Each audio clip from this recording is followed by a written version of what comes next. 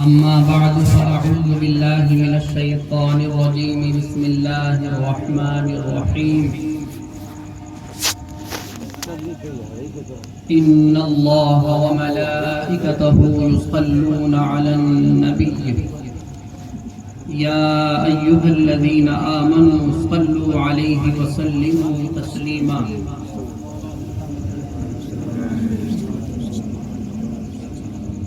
صدق الله العظيم وصدق رسوله النبي الأمين الكريم الرؤوف الرحيم ونحن على ذلك لمن الشاهدين والشاكرين والحمد لله رب العالمين. سب سے پہلے نبی رحمت شفیع امت عرش و فرش کی زیب و زینت مصطفیٰ جان رحمت شمع بزم ہدایت نوشہ بزم جنت نبی مکرم رسول محتشم فخر آدم و بنی آدم سردار عرب و عجم تاجدار حل و حرم شہر یار ارم اللہ کے محبوب دانے غیوب رحمت للعالمین شفیع المذنبین حضور احمد مجتبیٰ سیدنا محمد مصطفیٰ صلی اللہ تعالی علیہ وآلہ وسلم کی بارگاہ عالیہ میں ہدیہ درود و سلام نذر کریں. پڑھیں اللہم صلی علی سیدنا ومولانا محمد معدن الجود والکرم وآلہ الکرام وابنہ الکریم وبارک وسلم. صلاۃ و سلام علیک یا رسول اللہ صلاۃ و سلام علیک یا حبیب اللہ وعلى آلك وأصحابك يا شفيعنا عند الله. خطبے کے اندر قرآن مجید فرقان حمید کی سورہ احزاب کی آیت مبارکہ کو تلاوت کرنے کا شرف حاصل کیا جو نبی پاک صلی اللہ تعالی علیہ وسلم کے فضائل سے تعلق رکھتی ہے. اللہ تبارک و تعالی نے اس آیت کریمہ میں اپنے حبیب پر درود پڑھنے کو ذکر فرمایا ہے اور فرشتوں کے حوالے سے ارشاد فرمایا کہ وہ نبی پر درود پڑھتے ہیں.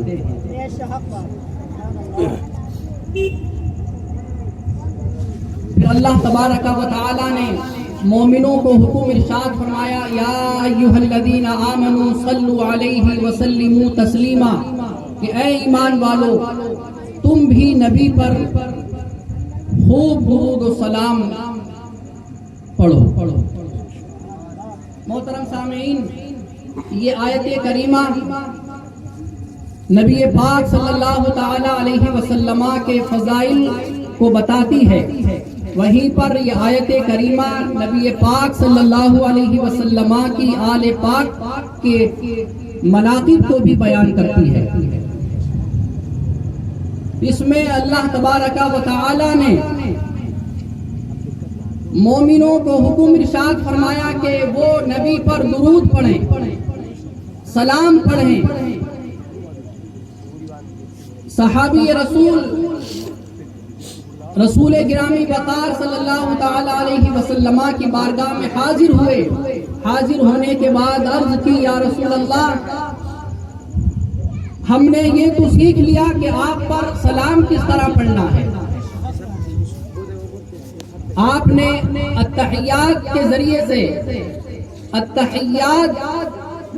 کے حوالے سے آپ نے ہمیں سلام پڑھنا سکھا دیا کہ ہمیں سلام پڑھنا ہوتا ہے. ہم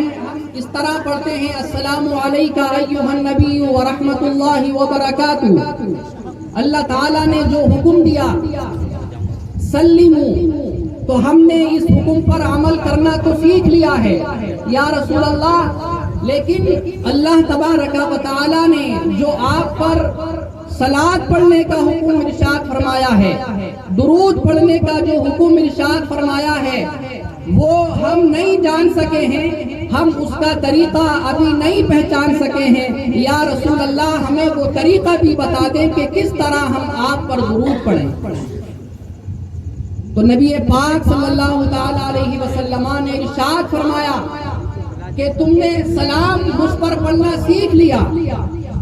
جو نماز کی حالت میں پڑھتے ہو، السلام علیکہ ایھا النبی ورحمۃ اللہ وبرکاتہ۔ اب تم درود پڑھنا سیکھنا چاہتے ہو کہ درود کس طرح پڑھیں، تو نبی پاک نے ارشاد فرمایا کہ تمہیں درود اس طرح پڑھنا ہے، اللہم صلی علی محمد وعلی آل محمد کما صلیت علی محمد وعلی آل، اللہم صلی علی محمد وعلی آل محمد کما صلیت علی ابراہیم وعلی آل ابراہیم انک حمید مجید۔ تو یہ آپ نے طریقہ ارشاد فرمایا، اور پھر آگے صحابہ کرام کو ارشاد فرمایا کہ تمہیں درود پڑھنا ہو تو اس طرح پڑھا کرو، اللہم بارک علی محمد وعلی آل محمد کما بارکت علی ابراہیم وعلی آل ابراہیم انک حمید مجید۔ تو بتانے کا مقصود یہ ہے کہ اللہ تبارک و تعالی نے قرآن مجید میں ارشاد فرمایا، یا ایھا الذین آمنوا صلوا علیہ، کہ اے ایمان والو تم نبی پر درود پڑھو، وسلموا تسلیما، اور ان پر سلام پڑھو۔ تو جب درود اور سلام کے متعلق نبی سے پوچھا گیا تو آپ نے درود پڑھنے کا جو طریقہ ارشاد فرمایا اس طریقے میں اپنی آل کو بھی شامل کیا، اپنے گھر والوں کو بھی شامل کیا، اپنے اہل خانہ کو بھی شامل کیا کہ تمہیں درود اس طرح پڑھنا ہے۔ درود صرف مجھ پر نہیں پڑھنا کہ اللہم صلی علی محمد، بلکہ آپ نے یہ ارشاد فرمایا یہ بھی کہو وعلی آل محمد۔ سبحان اللہ سبحان اللہ۔ تو یہ نبی پاک صلی اللہ تعالی علیہ وسلم کی آل کی شان ہے، اور یہ آپ کی آل پاک کا رتبہ اور مقام ہے کہ نبی پاک صلی اللہ تعالی علیہ وسلم کے واسطے سے اللہ تعالی نے آپ کی آل پر، آپ کی آل کے لیے دعا کرنے کا حکم ارشاد فرمایا ہے۔ ہمیں اس سے یہ سبق حاصل کرنا چاہیے کہ یہ جو دعا ہے درود شریف، یہ نبی کی آل کے لیے دعا ہوتی ہے، تو یہ دعا اللہ تبارک و تعالی کا حکم ہے، اور یہ طریقہ نبی پاک کا خود اپنا ایجاد کیا ہوا طریقہ نہیں، بلکہ نبی پاک صلی اللہ تعالی علیہ وسلم کے ایجاد کیے ہوئے طریقے وہ اللہ کے طریقے ہوتے ہیں۔ نبی کا فرمان وہ اللہ کا فرمان ہوتا ہے، اور نبی کا ارشاد یہ اللہ کا ارشاد ہوتا ہے، اور نبی جو حکم دیتے ہیں وہ احکام اللہ تعالیٰ کی جانب سے ہوتے ہیں۔ نبی کا پیغام اللہ کا پیغام ہوتا ہے، تو اس سے یہ سمجھ میں آیا کہ اللہم صلی علی محمد وعلی آل محمد، یہ جو درود کا طریقہ ہے یہ اللہ تعالیٰ کی جانب سے ہے۔ یہ اللہ تبارک و تعالیٰ نے اپنے نبی کو حکم ارشاد فرمایا کہ صحابہ آپ سے پوچھ رہے ہیں کہ ہمیں درود کس طرح پڑھنا ہے، تو اللہ تبارک و تعالیٰ نے آپ کو وہ طریقہ الہام کیا، آپ پر وحی کے ذریعے سے یہ طریقہ آپ کو ارشاد فرمایا گیا، اور پھر وہی طریقہ آپ نے اپنے صحابہ کے مابین رکھا کہ تمہیں درود اس طرح پڑھنا ہے کہ نبی پر درود ہو، اور وآل محمد، اور نبی کی آل پر درود ہو۔ تو محترم سامعین، اب نبی کی آل کون ہے؟ اس آل محمد کے اندر کون کون شامل ہیں؟ ہمیں آل محمد کا لفظ بولتے وقت کن کا خیال لانا چاہیے؟ اپنے تصور میں کن لوگوں کو لانا چاہیے؟ نبی کی آل ہے کون؟ تو نبی کی آل کے بارے میں بتایا گیا کہ نبی کی آل نبی کے گھر والے ہیں، نبی کی صاحبزادیاں ہیں، نبی کے صاحبزادے ہیں، نبی کی ازواج مطہرات ہیں، سبحان اللہ سبحان اللہ، آپ کی مبارک بیویاں ہیں جو ہماری مائیں ہیں، اور نبی کے جو خادمین رہے، نبی کے خادمین نبی کی آل میں ہیں، اور پھر آگے اس کو اور عام کیا گیا تو بتایا گیا کہ نبی کی آل کے اندر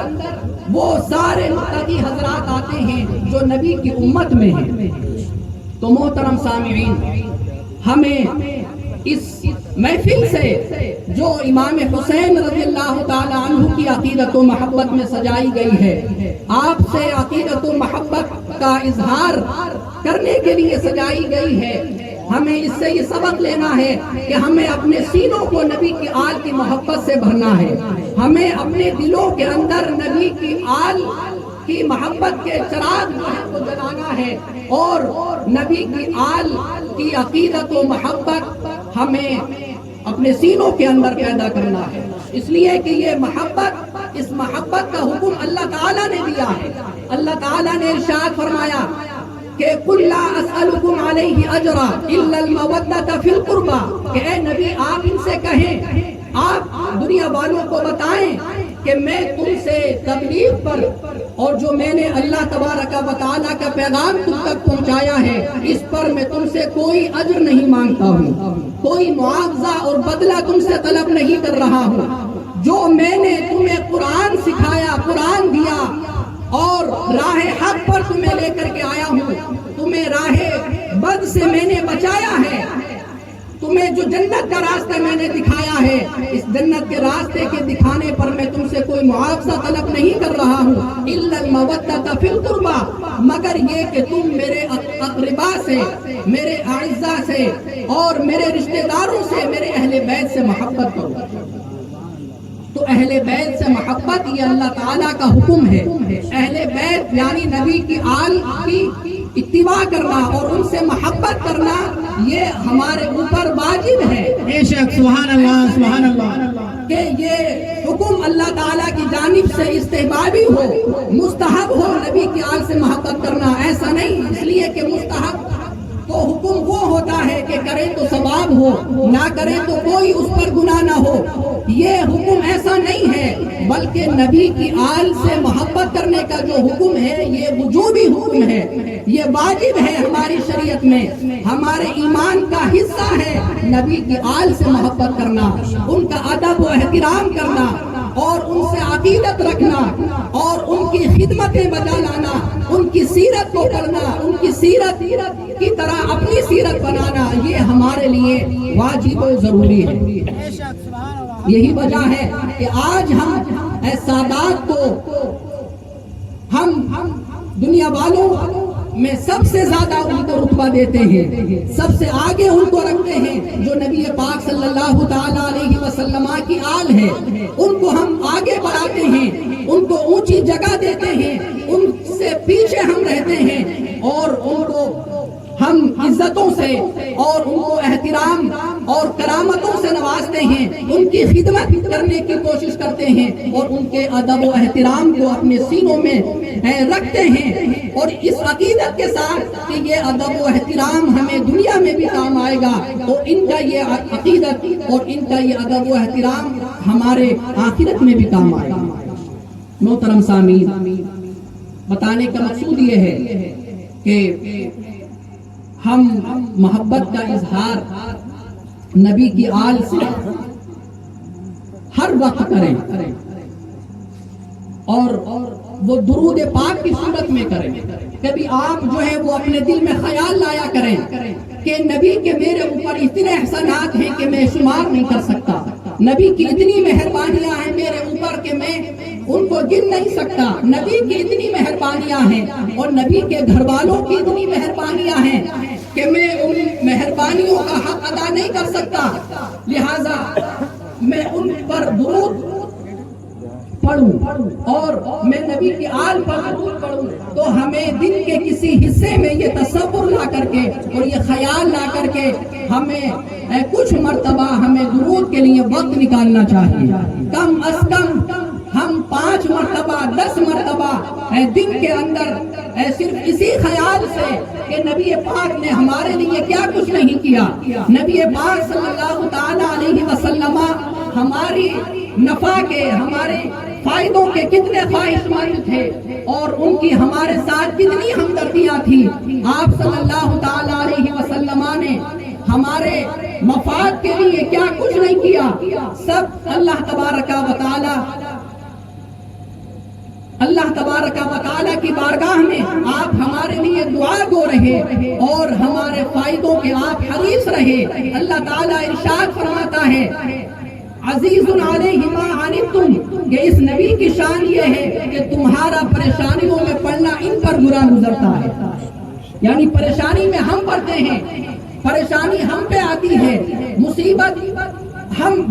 میں ہم مبتلا ہوتے ہیں، لیکن اللہ تعالیٰ ارشاد فرما رہا ہے کہ تمہارے ساتھ تمہارے نبی کا اتنا گہرا تعلق ہے کہ کانٹا تمہیں لگتا ہے اور پریشانی نبی کو بھی ہوتی ہے۔ عزیز علیہ ما عنتم، تمہارا پریشانیوں میں پڑنا ان پر گرا گزرتا ہے۔ حریص علیکم،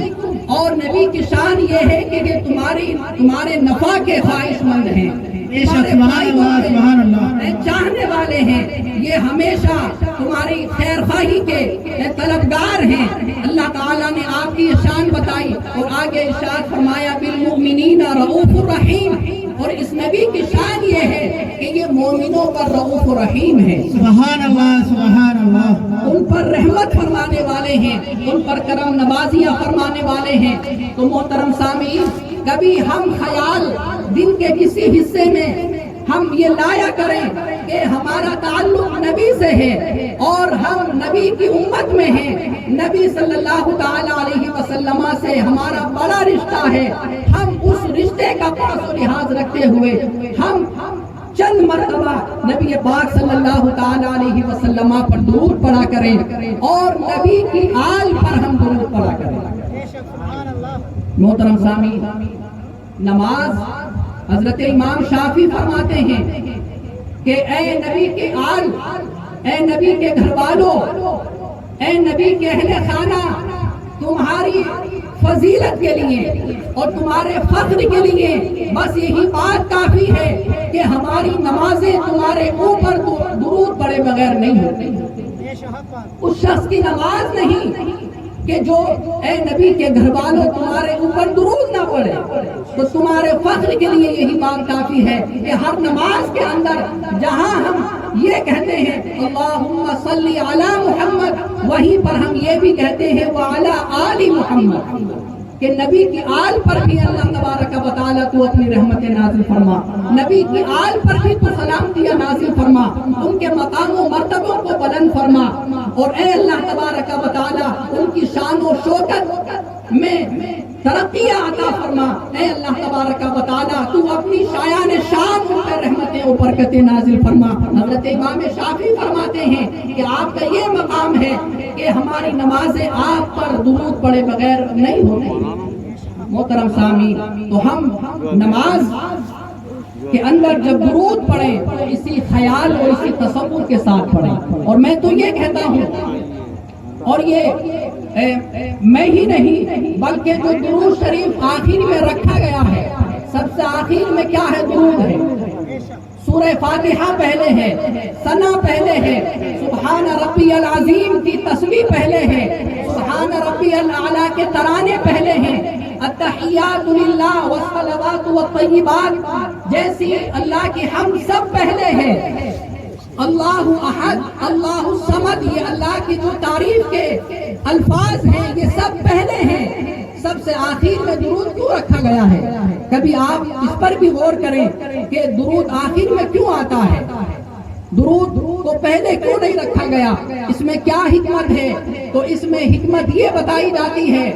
کہ سب سے پہلے ہم اللہ تعالیٰ کی حمد بیان کرتے ہیں، اس کو سبحان کہتے ہیں، اس کو اپنا رب کہتے ہیں، اس کو عظیم اور اعلیٰ کہتے ہیں، اس کو احد اور صمد کہتے ہیں، اسی کے لیے ساری تعریفوں کو ٹھہراتے ہیں، ہم رکوع اس کے لیے کر لیتے ہیں، ہم سجدہ کرتے ہیں، لیکن جب بات ان ساری چیزوں کی قبول کروانے کی آتی ہے، ہم نے رکوع و سجدہ کر لیا، ہاتھ باندھ کر کے کھڑے ہو گئے، لیکن اب اللہ تعالیٰ کی بارگاہ میں جب ہم یہ رکھتے ہیں کہ اے اللہ تعالیٰ میں نے جو کچھ کیا وہ تیرے سامنے ہے، اے اللہ تبارک و تعالیٰ تو اس کو قبول فرما، تو جب قبول کروانے کی بات آتی ہے تو ہم قبول کروانے کے لیے ہم نبی کی آل کا واسطہ دیتے ہیں، ہم کروانے کے لیے نبی پر درود کا واسطہ دیتے ہیں کہ اے اللہ تبارک و تعالیٰ میں نے یہ جو تیری تعریف کی ہے، رکوع سجود کیا ہے، تو میری اس نماز کو اپنے نبی پر درود پڑھنے کی برکت سے قبول فرما۔ سبحان اللہ، سبحان اللہ۔ اپنے نبی کی آل پر درود پڑھنے کی برکت سے میرے رکوع و سجود کو قبول فرما دے۔ تو محترم سامعین، یہ درود تو رکوع و سجود کی قبولیت کے ضامن ہے۔ رکوع و سجود ہم اللہ تعالیٰ کی بارگاہ میں قبول کرواتے ہیں درود شریف پڑھ کر کے، اور سب سے آخر میں ہم اس کو رکھتے ہیں تاکہ پہلے جو چیزیں ہم نے پڑھی ہیں وہ اس کی وجہ سے قبول ہو جائیں۔ تو یہ نبی کی شان ہے اور یہ نبی کی آل کی شان ہے۔ انشاءاللہ تبارک و تعالی ہم نماز کو اسی تصور کے ساتھ پڑھنے کی کوشش کریں گے کہ ہم نماز کو نبی پاک صلی اللہ تعالی علیہ وسلم کے خیال اور نبی کی آل کے خیال کے ساتھ پڑھنے کی کوشش کریں گے۔ اللہ تبارک و تعالی ہم تمام کو ان باتوں پر پاک پڑھیں۔ اللہم صلی علی سیدنا و مولانا محمد معدن الجود والکرم وآلہ الکرام وابنہ الکریم وبارک وسلم۔ صلاۃ و سلام علیک یا رسول اللہ صلی اللہ تعالی علیہ وسلم۔ اللہ تبارک و تعالی ارشاد فرماتا ہے، انما یرید اللہ لیذھب عنکم الرجس اہل البیت وَيُطَهِّرَكُمْ تَطْهِيرًا،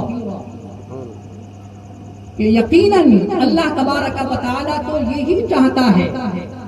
اللہ تعالیٰ کا تو ارادہ یہی ہے کہ اے نبی کے گھر والوں تم سے ہر اخلاقی، کردار کی، روحانی، ظاہری، باطنی آلودگیوں کو دور کر دے۔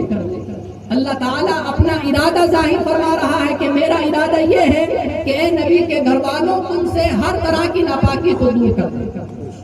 تو یہ نبی کی آل کی شان ہے۔ اہل البیت کا لفظ آیا ہے قرآن مجید میں، حضرت جو ہے وہ تشریف فرما ہے، آپ کا شمار جو ہے وہ اہل بیت میں ہوتا ہے، آپ کا شمار جو ہے وہ آل نبی میں ہوتا ہے۔ تو اہل بیت کا لفظ قرآن مجید میں ہے۔ اللہ تعالیٰ ارشاد فرما رہا ہے کہ اے نبی کے گھر والوں میں آپ سے ہر طرح کی آلودگی کو دور کرنا چاہتا ہوں۔ اب آپ یہ بتائیں کہ اللہ تعالیٰ کچھ کرنا چاہتا ہو تو کیا کوئی اللہ تعالیٰ کی چاہت کے درمیان کوئی آڑے آ سکتا ہے؟ نہیں آ سکتا، اس لیے کہ اللہ تبارک و تعالیٰ غالب ہے۔ اللہ تبارک و تعالیٰ کی شان یہ ہے کہ فعال لما یرید، وہ جو چاہتا ہے وہ کرتا ہے۔ یحکم ما یرید، اللہ تبارک و تعالیٰ جو چاہتا ہے حکم دیتا ہے۔ اللہ تعالیٰ کی شان یہ ہے کہ جو وہ کرنا چاہے وہ کر لیتا ہے، اور اللہ تبارک و تعالیٰ نے جو چاہا ہے وہ کیا ہے۔ اللہ تعالیٰ ارشاد فرما رہا ہے کہ میں یہ چاہتا ہوں کہ میں نبی کی آل سے ناپاکی کو دور کر دوں۔ تو اس سے صاف ظاہر ہو گیا اور ہمیں صاف معلوم ہو گیا کہ جب اللہ تعالیٰ نے چاہا تو یہ اللہ تعالیٰ کی چاہت پوری بھی ہوئی ہے۔ جب اللہ تعالیٰ کا ارادہ ہو گیا تو اللہ تعالیٰ کا ارادہ پورا ہوتا ہے۔ وہ ہمارے اور آپ کے ارادے ہیں کہ وہ پورے نہیں ہوتے، لیکن اللہ تعالیٰ کا ارادہ پورا ہونے والا ہے۔ تو یہ آیت صاف بتا رہی ہے کہ نبی کی آل پاک ہے، اس لیے کہ اللہ تعالیٰ نے یہ ارشاد فرمایا کہ میں نبی کی آل کو پاک کرنے کا ارادہ رکھتا ہوں، میں پاک کرنا چاہتا ہوں۔ تو جب اللہ تعالیٰ نے چاہا تو یہ اللہ تعالیٰ کی چاہت جو ہے وہ پوری ہوئی ہے۔ نبی کی آل یہ پاک ہے۔ سبحان اللہ، سبحان اللہ۔